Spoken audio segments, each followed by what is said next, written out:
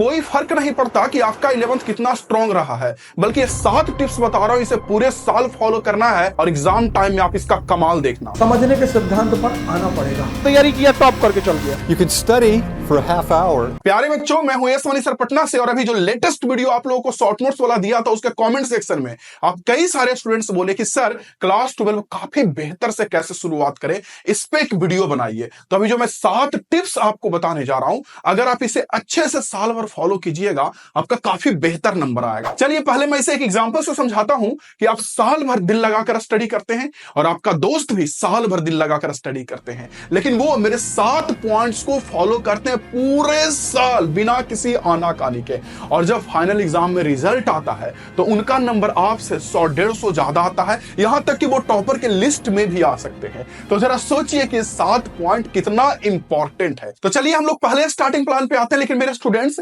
ये WhatsApp number आप save करके ना इस पे मैसेज कर दीजिएगा, ताकि इस वीडियो में जितना भी पीडीएफ या रिसोर्सेस दूं उसका मैं लिंक आपको व्हाट्सएप पे शेयर करूं और ग्रुप का भी लिंक शेयर कर दूं, जिससे आपको रेगुलर ना अपडेट मिलते रहे। देखिए सबसे पहला मेरे बच्चों पॉइंट होता है बुक्स। देखिए मैं जब भी क्लास 12 के स्टूडेंट्स को देखता हूं, कई सारे ऐसे स्टूडेंट्स होते हैं जो पढ़ना तो शुरू करते हैं टीचर से, लेकिन कुछ ही दिन बाद उनको लगने लगता है कि सर मोस्ट इंपॉर्टेंट क्वेश्चन मिल जाता, गेस क्वेश्चन मिल जाता, मॉडल पेपर मिल जाता। देखिए मैं नहीं कहता हूं कि गेस पेपर से क्वेश्चन बनाना गलत है, मैं नहीं कहता हूं कि मॉडल पेपर से क्वेश्चन बनाना गलत है, लेकिन कब? क्या शुरू में?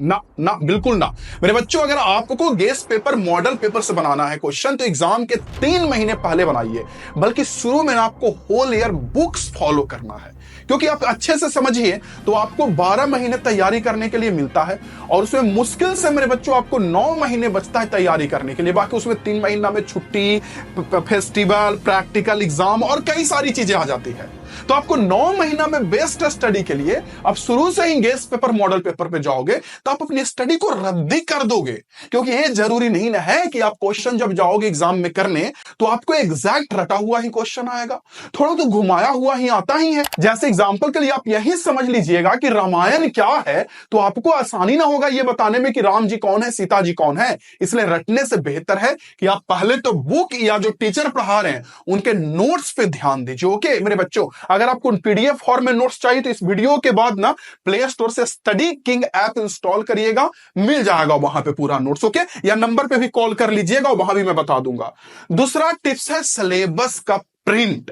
अभी अभी अभी ये अभी अभी मैं क्यों कहता हूं, क्योंकि जब भी हम लोग क्लास 12 के स्टूडेंट्स को देखते हैं तो कई बार मुझे लगता है कि 3 कैटेगरी में स्टूडेंट्स बढ़ जाते हैं। पहला वो जिनको सिर्फ बोर्ड करना है, और दूसरा वो जिनको बोर्ड के साथ साथ जेई का भी तैयारी करना है या आईआईटी का, और तीसरा वो जिनको बोर्ड के साथ नीट का तैयारी करना है। अब समस्या यहां ये हो जाती है कि जिन बच्चों को बोर्ड की तैयारी करनी होती है, अगर वो जेई या नीट के क्लास में बैठ जाते हैं तो देखिए उनके दिमाग से कई सारी चीजें ना ऊपर ऊपर चली जाती है, क्योंकि आप समझिए जो 12th बोर्ड में पढ़ना उससे हल्का सा ज्यादा जेई या नीट में पढ़ना होता है, ठीक है। लेकिन न्यूमेरिकल्स की अगर बात रहे या सिलेबस में आगे प्रैक्टिस की बात रहे, तब तो जेई में इतना ज्यादा पढ़ना है, जबकि बोर्ड में इतना ज्यादा टू द पॉइंट पढ़ना होता है, या नीट में भी इतना ज्यादा पढ़ना होता है जबकि बोर्ड में टू द पॉइंट पढ़ना होता है। इसलिए मेरे बच्चों आपको बोर्ड का सिलेबस पता होना चाहिए। अगर आप बोर्ड का प्रिपरेशन कर रहे हैं तो बोर्ड में किस लेवल का क्वेश्चन पूछता है, क्या क्या सिलेबस है, वो आपको पता होना चाहिए। अगर आप सिलेबस का प्रिंट आउट नहीं रखते हो अपने पास और सीधा जेई या नीट के क्लास में चले जाते हो, जो कि 11th में आप मिस्टेक कर चुके हो, तो बहुत सारी चीजें आपके दिमाग से ऊपर ऊपर जाएगी और कुछ समय बाद आपका कॉन्फिडेंस खत्म होगा। क्योंकि देखिए किसी भी सब्जेक्ट से आपका थोड़ा सा भी इंटरेस्ट खत्म हुआ ना, आपका कॉन्फिडेंस खत्म होना पक्का है। फिर आप खुद कहोगे कि सर हमको समझ में नहीं आ रहा। समस्या तो होगी ना, आप तैयारी ये करने के लिए गए हो और पढ़ ये रहे हो। तीसरा नंबर पॉइंट, तीसरा प्लान है मेरे बच्चों ऑल सब्जेक्ट, और यहां पे कई सारे स्टूडेंट्स बस इसलिए मार खाते हैं, खास करके वो बच्चे जो स्पेशली जेई नीट का तैयारी करते हैं और बोर्ड के साथ साथ वो पीसीएम या पीसीएमबी या पीसीबी का तैयारी तो काफी अच्छा से कर लेते हैं, लेकिन वो खत्म कर देते हैं अपने अदर सब्जेक्ट पे, जैसे हिंदी हो गया, इंग्लिश हो गया, या जो भी उनका सब्जेक्ट है अदर वो।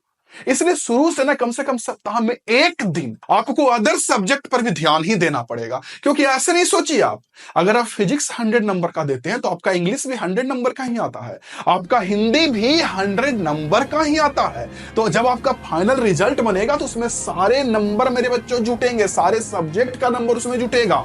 तो आपका थोड़ा सा भी अदर सब्जेक्ट पे कम ध्यान रहा तो आपका पूरा का पूरा नंबर नीचे चला जाएगा। तो ये बात आपको ध्यान देना होगा कि आप सारे के सारे सब्जेक्ट पे ध्यान दीजिए।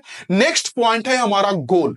गोल क्या है कि जैसा मैं शुरू में भी बताया कि कहने के लिए तो 12 महीने होता है, लेकिन आपके पास तैयारी करने के लिए 9 महीना होता है। और इस 9 महीना में आपको मेरे बच्चों अक्टूबर महीने तक सिलेबस एंड कर लेना पड़ेगा।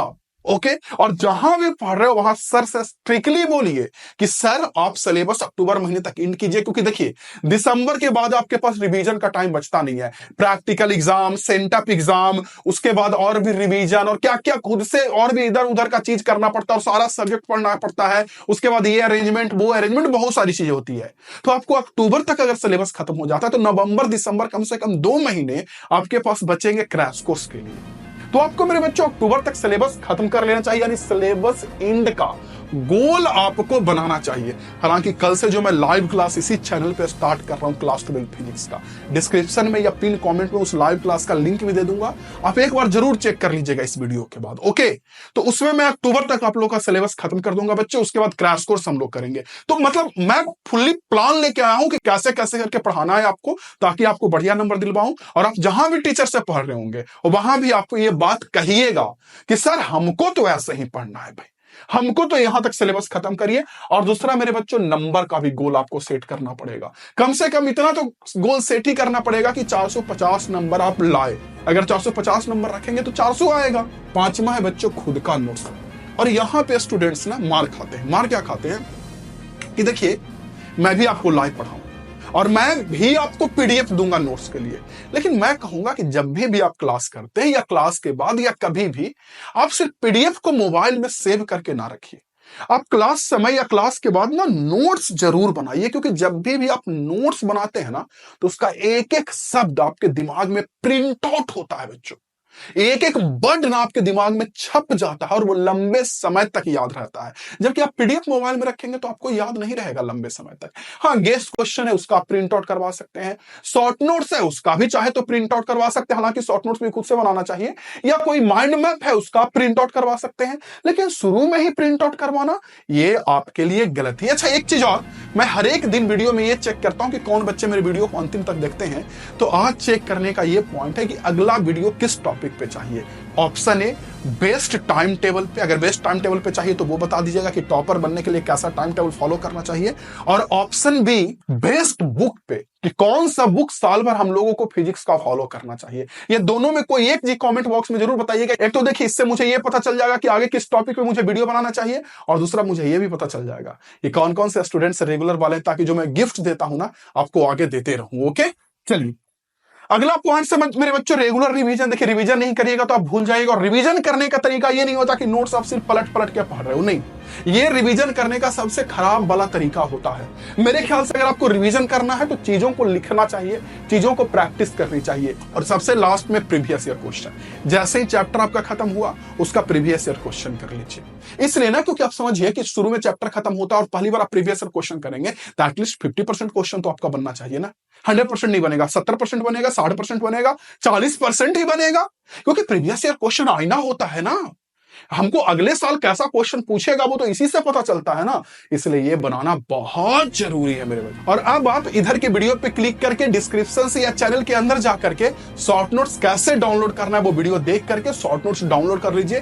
काफी बेहतर वाला शॉर्ट नोट्स का वीडियो दिया हूं। मिलता हूं आप लोगों से अगले क्लास में। स्टेटस में लगा दीजिएगा वीडियो के लिंक को। जय हिंद, वंदे मातरम।